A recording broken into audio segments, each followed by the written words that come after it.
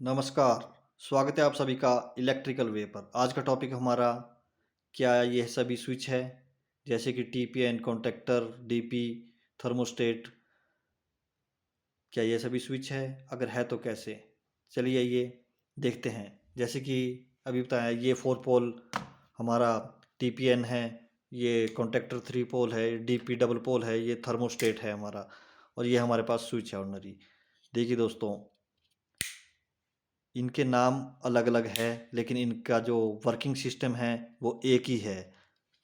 Switch का काम भी स्विचिंग करना है, टीपीएन का काम भी स्विचिंग करना है, कॉन्टैक्टर का काम भी स्विचिंग करना है, डीपी का काम भी स्विचिंग करना है और थर्मोस्टेट का काम भी स्विचिंग करना है। तो टेक्निकली तरीके से अगर देखा जाए तो इन सभी को हम स्विच कह सकते हैं।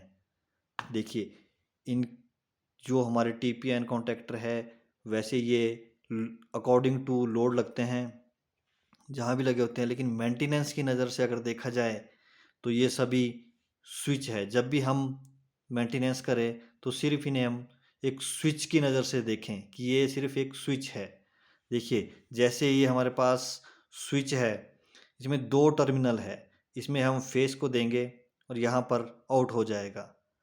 जैसे ही स्विच को ऑन करेंगे वैसे ही हमारा टीपीएन है, अगर हम इसमें यहाँ सप्लाई देंगे और जैसे इसको ऑन करेंगे तो यहाँ पर सप्लाई मिल जाएगी, तो ये भी एक स्विच हुआ हमारा। उसी तरह से कॉन्टैक्टर है। देखिए, कॉन्टैक्टर में क्या है कि जैसे हम टीपीएन को मैनुअली ऑन ऑफ करते हैं, इसे ऑन ऑफ करने के लिए इसमें एक कॉइल लगी होती है जो कि A1 और A2 के साइन से इस पर मार्क कर रखा होता है किसी भी कॉन्टैक्टर के ऊपर। तो जैसे ही हम इसमें सप्लाई देंगे तो ये ऑन हो जाएगा हमारा। और डीपी भी वैसे ही है कि अगर हम इसमें से यहाँ सप्लाई देंगे और ऑन करेंगे तो ये भी। थर्मोस्टेट भी वही चीज़ है। देखिए, इसमें 2 टर्मिनल है हमारे, एक इधर है और एक यहाँ पर है। यहाँ पर सप्लाई देंगे हम, यहाँ पर सप्लाई आउट हो जाएगी। और अगर हमने इसको 65 डिग्री टेम्परेचर पर सेट कर रखा है तो जैसे ही 65 से ऊपर टेम्परेचर जाएगा तो ये ऑफ हो जाएगा। तो यानी कि ये भी स्विचिंग कर रहा है, तो ये भी एक स्विच।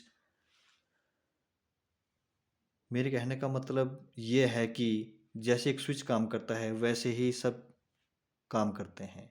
तो जैसे ही हम एक स्विच का फॉल्ट निकालते हैं वैसे ही हम इन सब का फॉल्ट क्लियर कर सकते हैं।